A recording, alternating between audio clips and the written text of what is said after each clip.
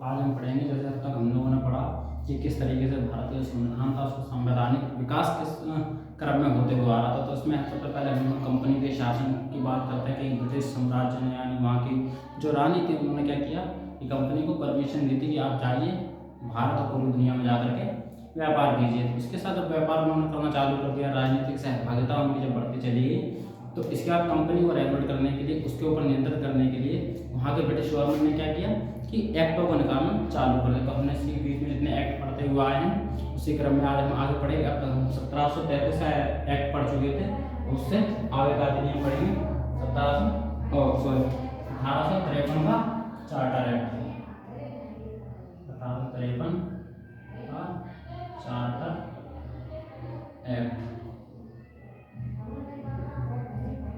इसमें बेसिकली जाने कि इसमें क्या हुआ था, क्या नहीं। 1835 का हम लोगों ने सुना था कि किस तरीके से कंपनी शासन करते हुए आ रही, कौन कौन से नियमों को उसमें निकाला गया था। अब तक हम क्या देखते आ रहे थे, कंपनी के शासन को 20 वर्षों के लिए बढ़ाया जा रहा था। लेकिन इस अधिनियम में क्या हुआ, सीधा इसमें कह दिया गया कि कंपनी का शासन किसी भी समय समाप्त हो सकता है। यानी कंपनी का जो शासन होगा, शासन अनियमित समय के लिए हो गया था, ये कभी भी इसको हटाया जा सकता है। यानी हम कह सकते हैं कि इस कंपनी के शासन को कभी भी वहाँ की जो ब्रिटिश गवर्नमेंट थी उसको हटा करके अपना डायरेक्ट शासन स्थापित कर सकती थी। तो सबसे पहली चीज ये कर दी गई, और उसमें क्या हुआ, बोर्ड ऑफ कंट्रोल जो थी, बोर्ड ऑफ डायरेक्टर, यानी कंपनी की जो बोर्ड ऑफ डायरेक्टर थी, DIC, board of director, board of director जो थी, इसमें क्या हुआ, पहले कितने सदस्य थे, 24, इसमें से 6 माइनस कर दिए, मात्र 18 सदस्यों को इसमें रखा गया। यानी क्या कर दिया, धीरे धीरे कंपनी की सारी चीजों को पावर उसकी कम करती जा रही है, कंपनी उसको हटा दी। तो सिर्फ 5 सदस्य बचे थे, यानी कंपनी के सदस्यों को कम किया गया। इसके सदस्यों को कौन करेगा, ब्रिटिश क्राउन द्वारा ये नियुक्त होते थे। नियुक्त कौन करता था इनको, ब्रिटिश क्राउन, ब्रिटिश क्राउन द्वारा ये नियुक्ति होने लग गई इनकी। 18 सदस्य 4 सदस्यों को इसमें कम कर दिया गया। उसमें दूसरी सबसे महत्वपूर्ण चीज आई थी, यानी कि सिविल सर्विसेज के लिए,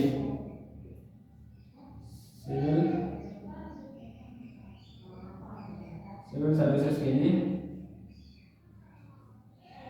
खुली प्रतियोगिता इसमें ओपन कर दी गई थी। सिविल सर्विसेज के लिए खुली प्रतियोगिता लाई गई, इसके लिए एक मैकाले समिति बनाई गई थी, मैकाले समिति भी इसके लिए बनाई गई थी। ठीक है, यानी कि अब क्या करती है, मतलब भारत जो सिविल सर्विसेज होंगे, कंपनी के जो बड़े बड़े अधिकारी होंगे, अब उनको चुनने के लिए भारतीय लोग इसमें क्या कर सकते हैं, प्रतिस्पर्धा कर सकते हैं। यानी कि डायरेक्ट अब क्या हो, पेपर इसको बनाया गया था, पेपर इसका सोर्स बनाया गया था।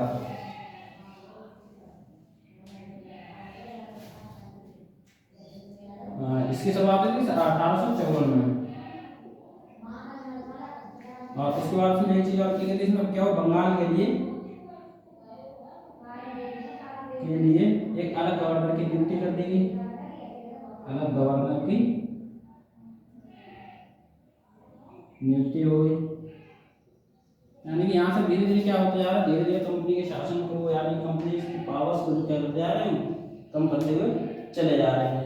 इसकी जो कार्यकारी परिषद यानी गवर्नर जनरल की जो कार्यकारी परिषद थी, उसमें क्या कर दिया, 12 सदस्य कर दिए, यानी 8 सदस्य जो थे उनको 4 और में प्लस कर दिया गया, और उसके 12 सदस्य बना दिए गए। और यार इसमें एक चीज और हुई, गवर्नर जनरल का जो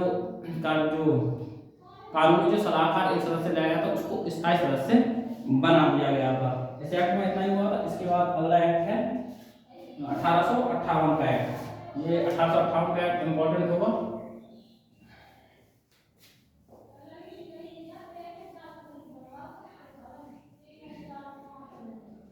1858 का भारत शासन अधिनियम, 1858 भारत शासन अधिनियम।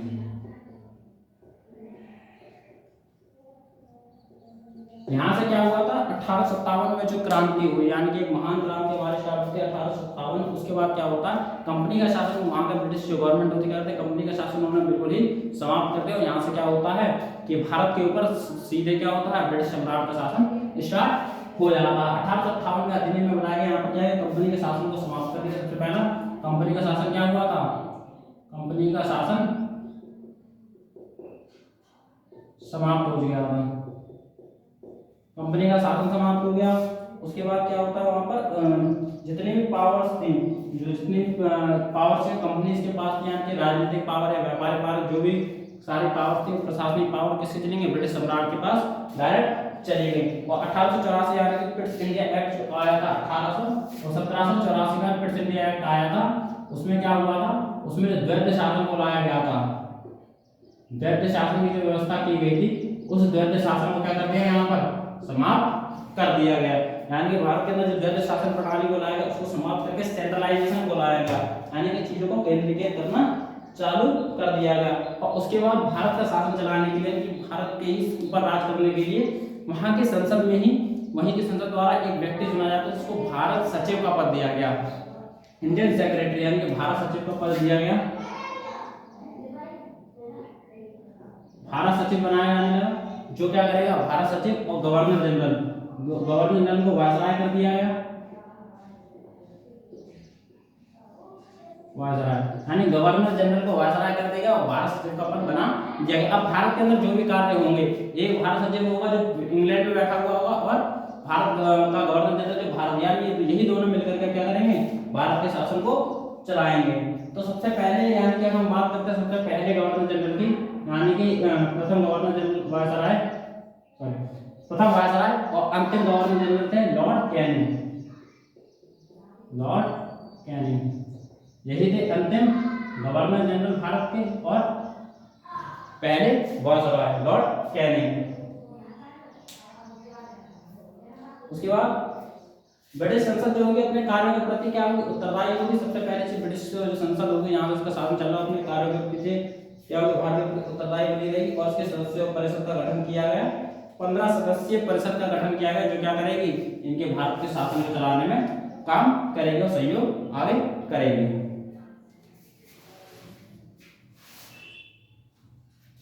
अगला एक्ट स्टार्ट होता है भारत शासन अधिनियम, भारत परिषद अधिनियम 1861, भारत परिषद अधिनियम 1861।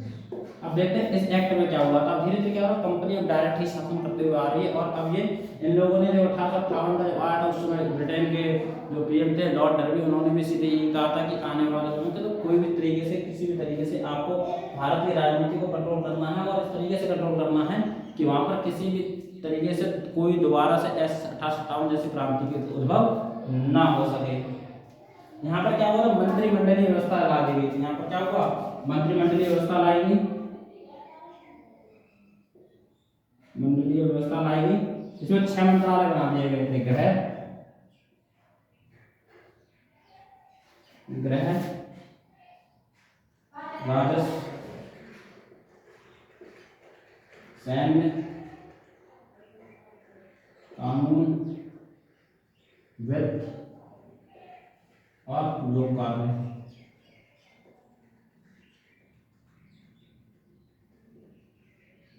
यानी और आसानी कर दी कार्य को करने के लिए। धीरे धीरे चीजें फैलते जा रही। हम बात करते हैं कि 1858 में क्या हुआ था, पहली ट्रेन चलाई गई थी। तो क्या हुआ, यहाँ पर मंत्रिमंडलीय व्यवस्था को लाया गया, मंत्री बनाए गए, अलग अलग मंडल बनाए गए कि इस कार्य के लिए ये मंत्रालय है, इस कार्य के लिए मंत्रालय, जिससे क्या हो कि उस पर्टिकुलर क्षेत्र में कार्य आसानी से अच्छे तरीके से हो सके।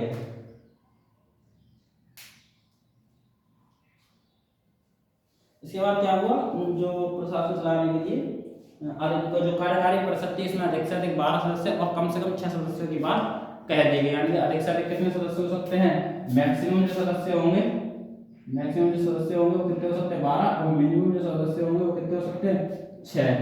यानी कि 12 सदस्य और 6 सदस्य ज्यादा से ज्यादा हो सकते हैं। इनका काम क्या होगा, जिनको वायसराय द्वारा, किसके द्वारा, कार्यकारी परिषद में क्या होगा, यहाँ पर कार्यकारी परिषद में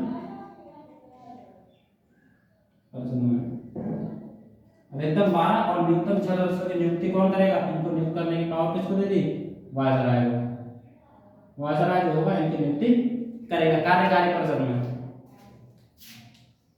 और वायसराय को एक विशेष पावर दे दी गई, यानी कि विशेष परिस्थितियों में अगर कोई स्थिति ऐसी बन जाती है उसको अध्यादेश जारी करने की पावर भी दे दी, यानी वायसराय क्या कर सकता है, अध्यादेश भी जारी कर सकता है। तो ये पावर देते जा रहे हैं किसको, वायसराय को। तो क्या हो रहा है, वायसराय पावर है कि आप किसी विशेष, जैसे अगर अभी की हम लोग बात करें तो हम लोग बात करते हैं भारत के राष्ट्रपति के पास जो आपात शक्तियां, विशेष स्थिति में आपात शक्तियां उनके पास अध्यादेश जारी कर सकते हैं। तो इसी तरीके से गवर्नर जनरल को पावर दे दी गई, वो क्या करेगा, अब अध्यादेश भी जारी कर सकता है, लेकिन वो कैसा करेगा, विशेष परिस्थितियों में वो अध्यादेश जारी कर सकता है। इसके बाद क्या, शासन का विकेंद्रीकरण चालू हो गया। क्या हुआ, शासन का विकेंद्रीकरण चालू हुआ।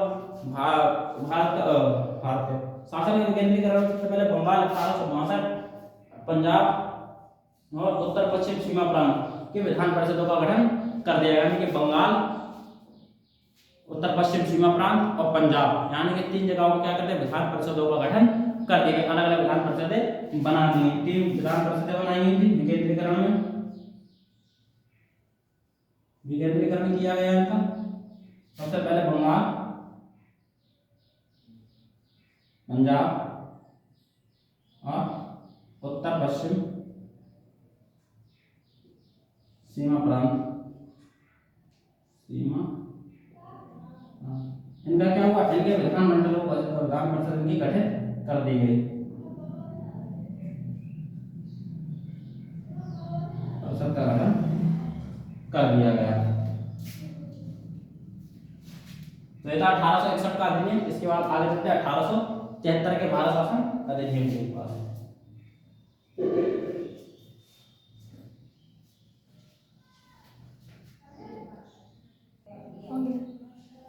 उसके बाद चलते हैं एक्ट कौन सा था, 1873 भारत परिषद अधिनियम।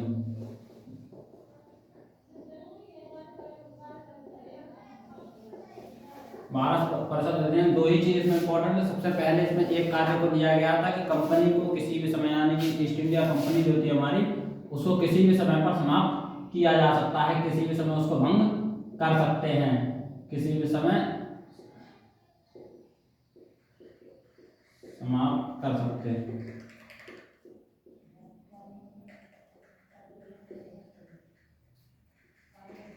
और ऐसा हो गया था 1884 में।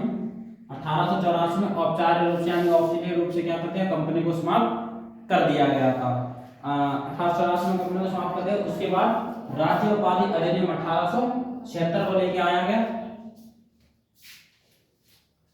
राज्य उपाधि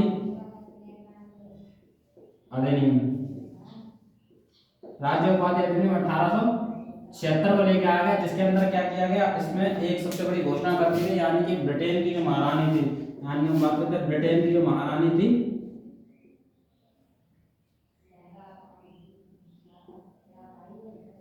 महारानी को भारत की साम्राज्य घोषित कर दिया गया।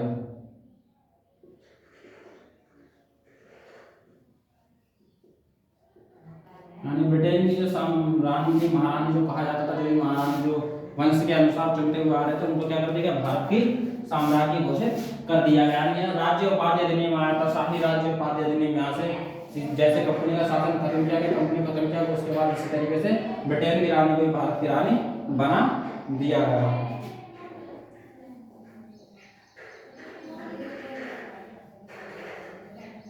उसके बाद अगला एक्ट है 1892 का भारत परिषद अधिनियम।